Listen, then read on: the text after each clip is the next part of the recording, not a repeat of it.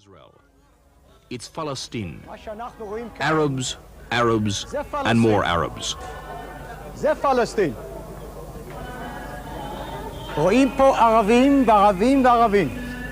מה יהיה פה בעוד 10 שנים? What will happen in another 10 years? How many Arabs will be living here? In 1967, we had a golden opportunity. When we liberated the city, we could have removed them all. They expected us to slaughter them, but there was no need for physical harm. Just transfer. Out. We missed our chance. It was a serious mistake for all generations. Jerusalem, a Jewish city, the Jewish capital. But Jews are afraid to walk here today. In the evening, there are no Jews here. They're afraid. Jews are stoned and stabbed. But the Arabs are not afraid.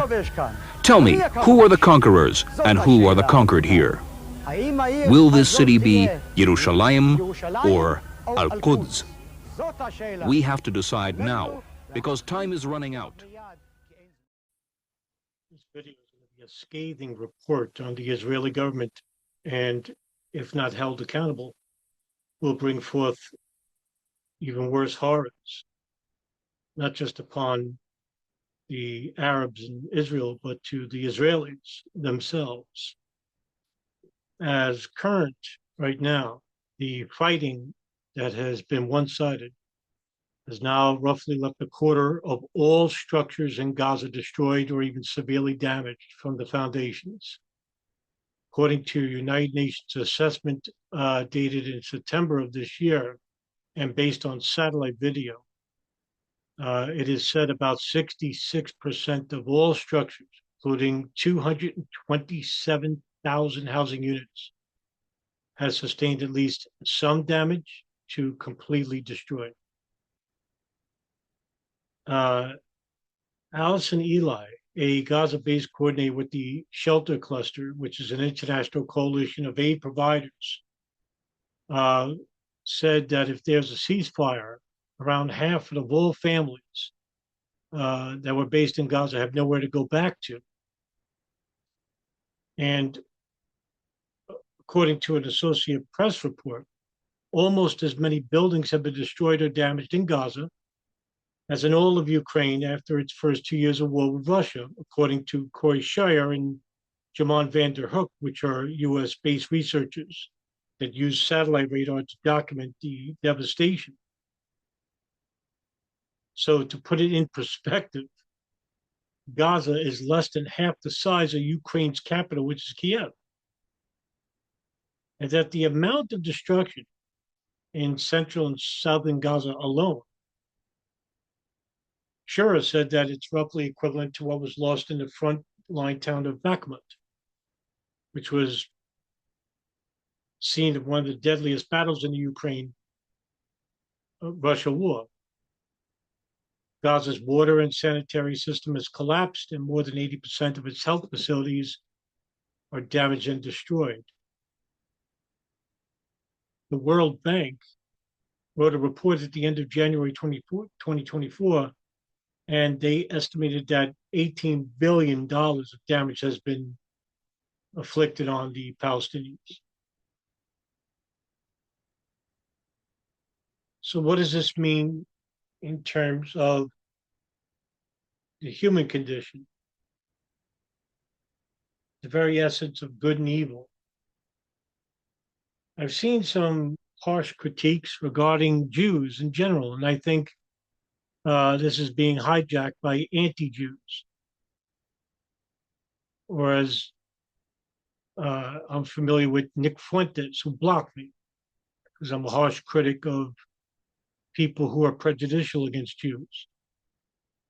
It's one thing to criticize the Israeli government for war crimes, yes, and rightfully so, but to basically hijack that movement to propagate anti-Jewish rhetoric is immoral, and it undermines the movement itself. Now you could say, well, it's manufactured or not. I'm not going to argue this. But the United Nations released a press report back in October 30th of 2024, labeled atrocities by one side do not justify those by the other. And this is basically in regards to Hamas and the Israeli military who are harming and killing civilians.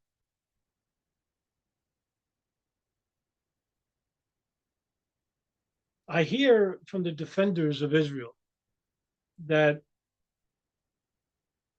all this, the killing of children, the killing of women, the killing of healthcare workers, United Nations workers, could all end if Hamas just releases the hostages. And of course, I don't need to remind you that Hamas was basically supported by the Netanyahu government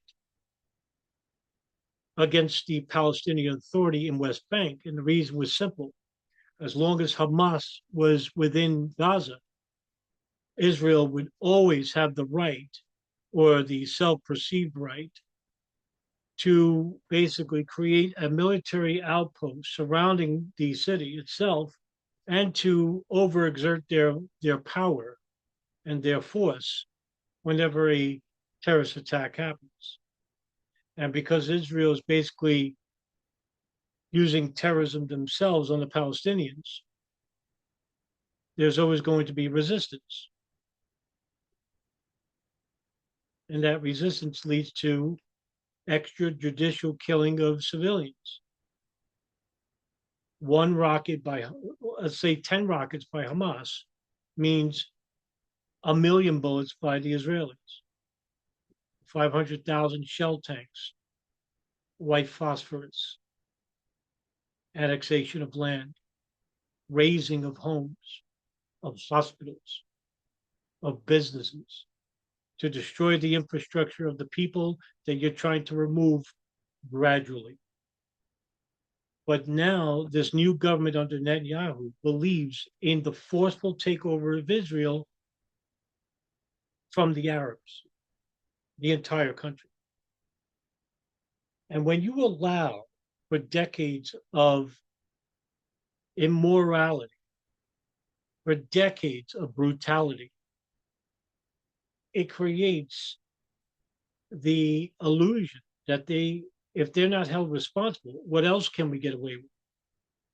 And so the Israelis, under the ghoulish influence of, say, Ariel Sharon, and then Netanyahu, and then Ehud Barak, and then Netanyahu again, just goes to show you that the right wing in Israel hold total power over the country, a majority of it anyway.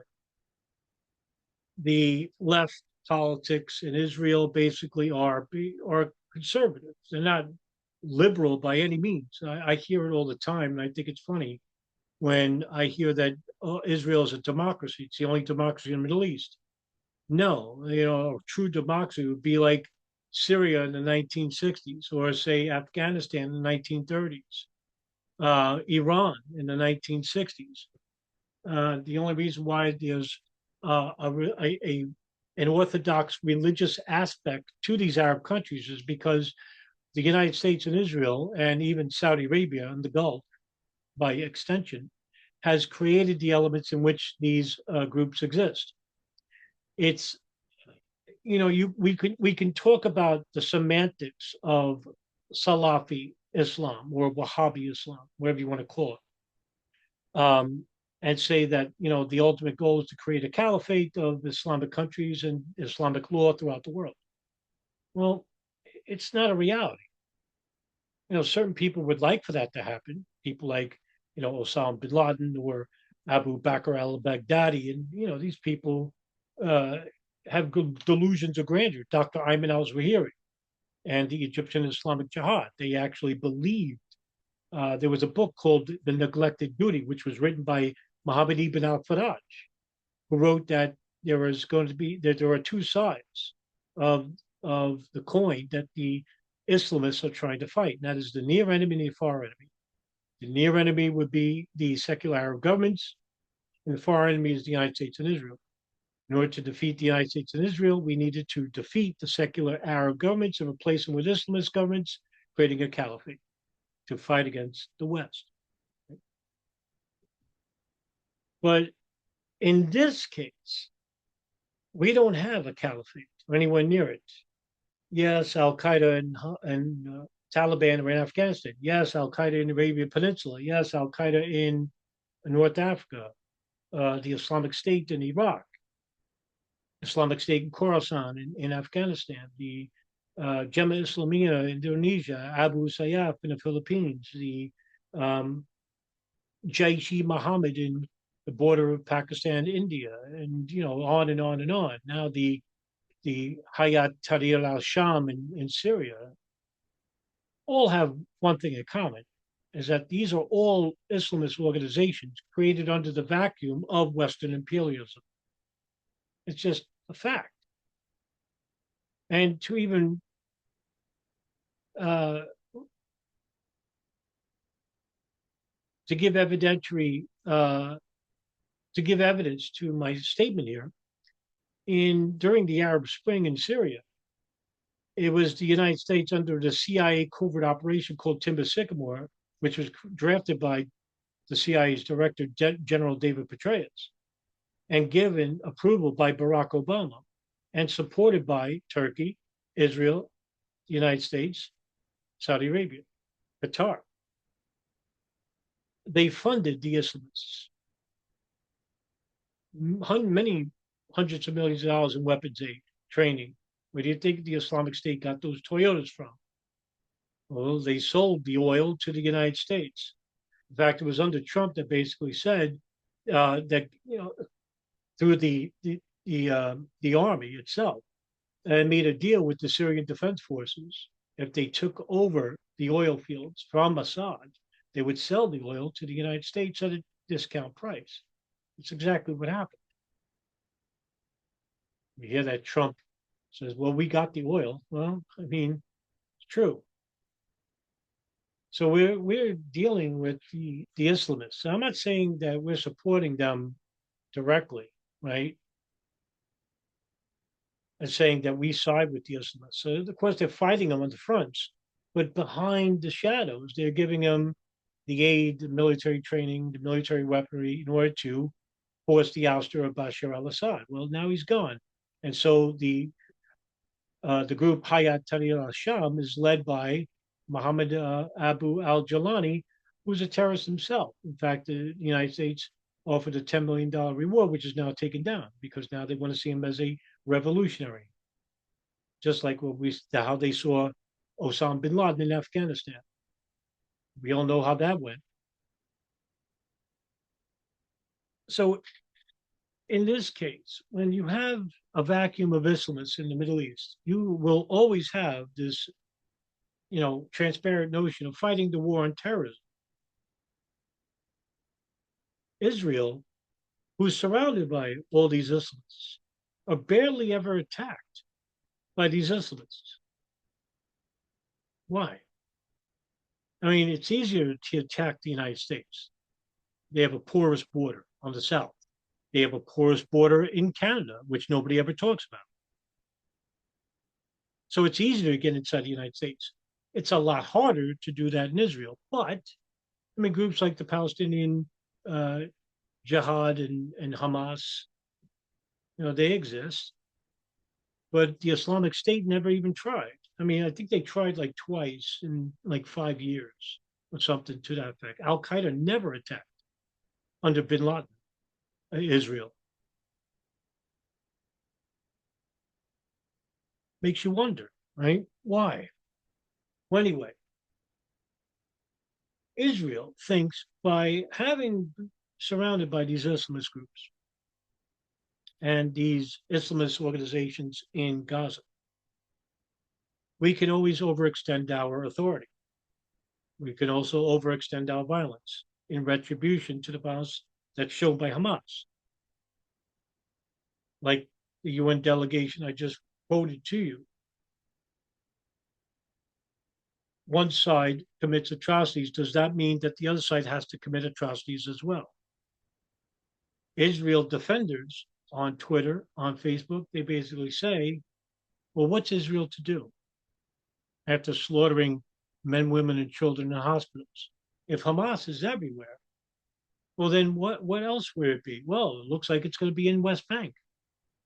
Oh, well, wait a minute. It's in southern Syria. Oh, wait, southern Saudi Arabia. Oh, it's in parts of Jordan. It's in parts of Afghanistan. And this is exactly the borders of what they call the Greater Israel Project, the extension of Israel. And who's calling for this? Well, the people under Benjamin Netanyahu. To the defenders of Israel, they're saying, well, they have every right to defend themselves, even in war. Okay. But also in war, we also have rules. And one of these rules are called the Universal Declaration of Human Rights. And what I want to show you is basically Article 17 of this Declaration of Human Rights. It says here, everyone has the right to own property alone as well as in association with others. No one shall be arbitrarily deprived of his property. As I said before, the Israeli military has destroyed 227,000 homes in Gaza. Over 68% of the agriculture is destroyed. The water, the electricity, all deprived of these people. Where are the Israeli defenders in this regard? Well, like robots, they'll say the following: Israel has a right to defend itself. It's not a moral argument. As stated in the article itself.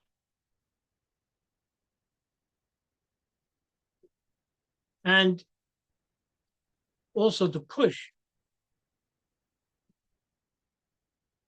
the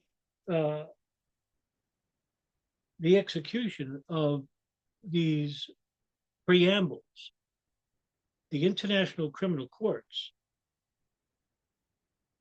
have charged Prime Minister Benjamin Netanyahu and the Israeli former Defense Minister Yoav Gallant with war crimes.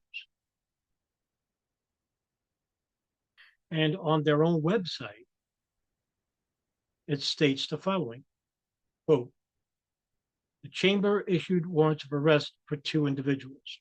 And you know what? I'm going to share with you so you could see it for yourself.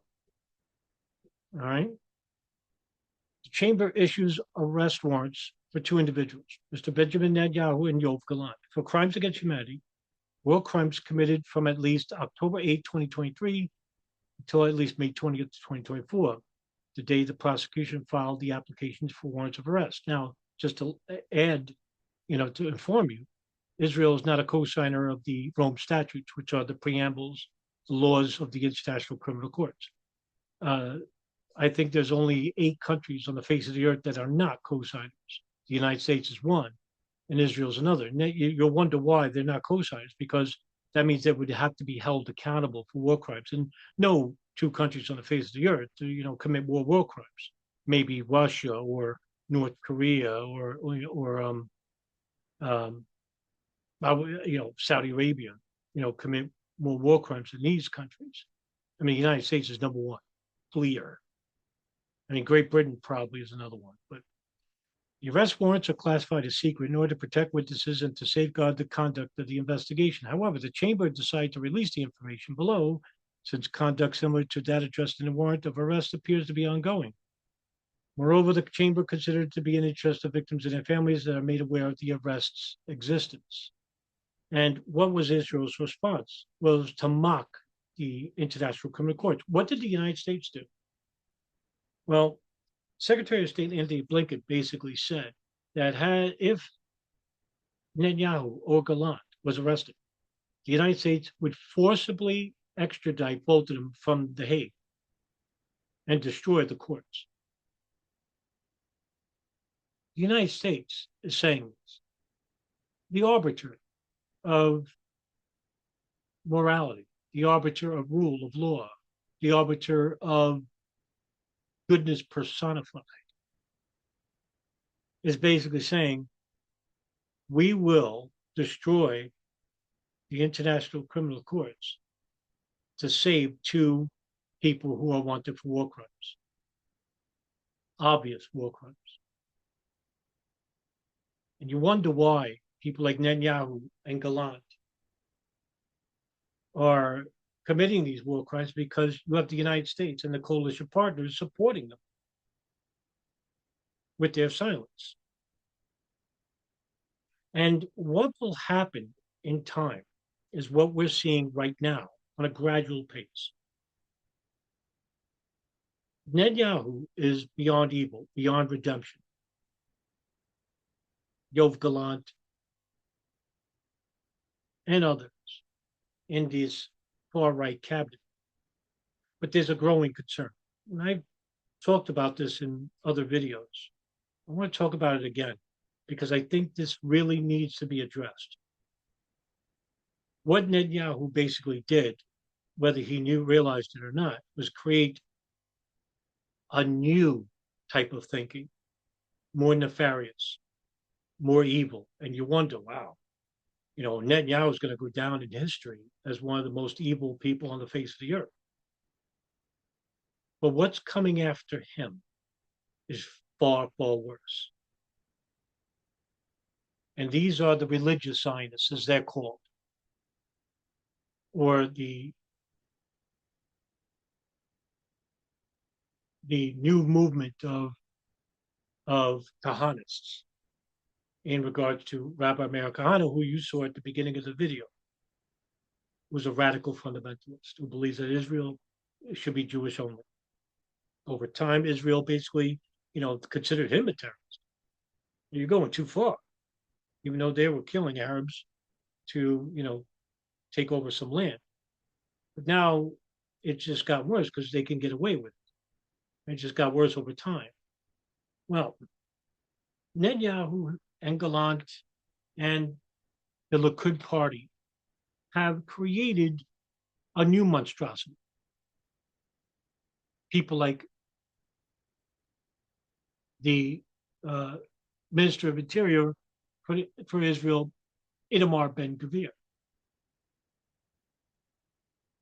Itamar Ben-Gvir, who I call Dracula, is somebody who basically comes right out and says it. Now, one thing about Netanyahu, one thing about Ehud Barak or Ariel Sharon, they would use diplomacy in criticizing the Arabs or the Palestinians. We're only defending ourselves against the terrorist groups. People like Ben-Gvir come right out and say, we need to free ourselves from Arabs who are terrorists. Here's an article from Al Jazeera. Ben-Gvir says Israeli rights trump Palestinian freedom of movement. Right? This is August of 2023. Israel's far-right national security minister, national security, I said Minister of Interior, Itamar Ben-Gvir has openly admitted, right? I lost it. Has openly admitted that his right to move around is superior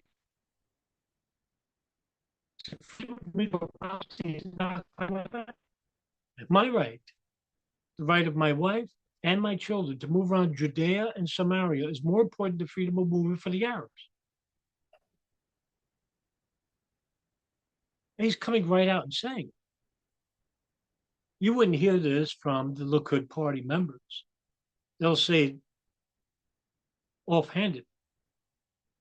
But because they've been saying it for so long and without any repercussions, it's created others to basically become, well, what else can we get away with? Like this guy. My rights as a Jew is better than the rights of the Palestinian. And what comes after this? Well, the Palestinians are not people. I'm superior. Well, who thought of it? Who thought this way as well? The Nazis did. The far-right fascists that took over the Weimar Republic.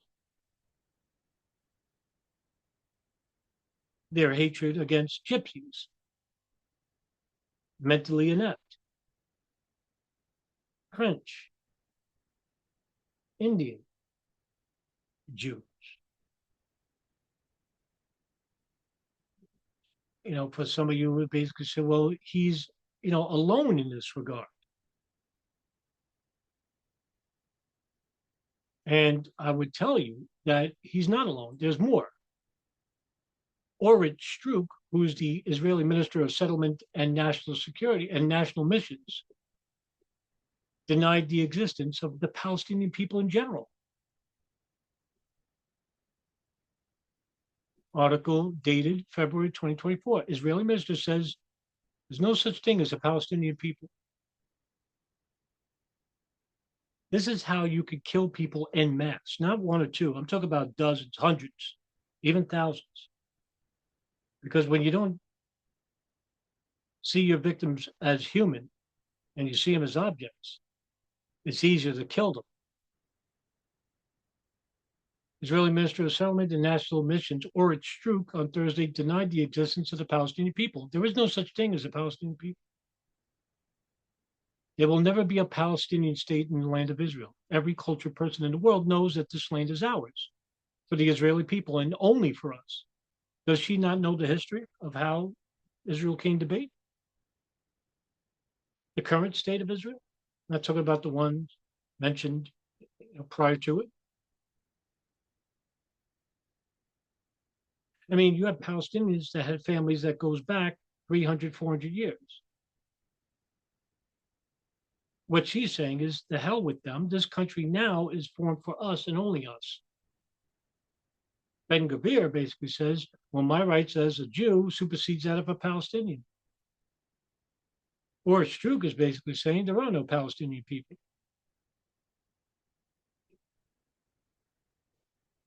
Well, there's another person, Bezalel Smotrich. Bezalel Smotrich is the finance minister for Israel. What does he say? Arab citizens of Israel are existential threat.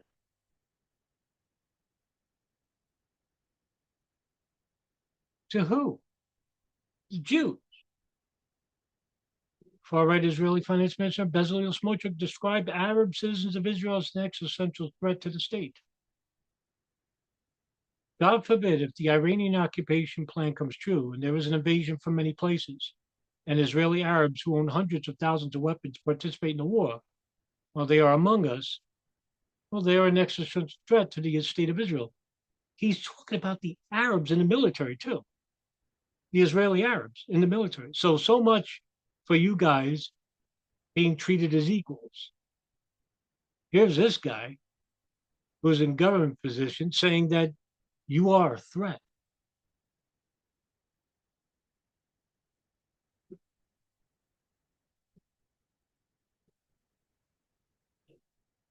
Now, this poses a danger for the future of Israel, for the future of Arabs. For as long as the United States continues with their silence, for as long as the condemnation for the International Criminal Courts continues by the United States and their coalition partners, as long as we thumb our nose to justice and morality, evil will lurk in the hearts of these men that believe that they're superior to their brother.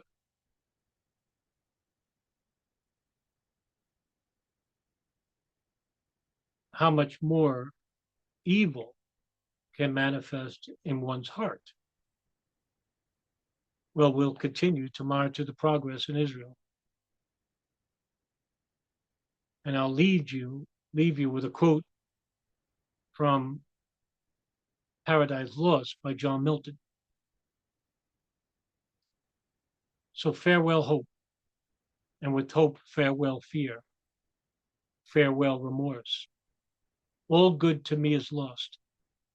Evil be thou my good. By thee at least divided empire with heaven's king I hold.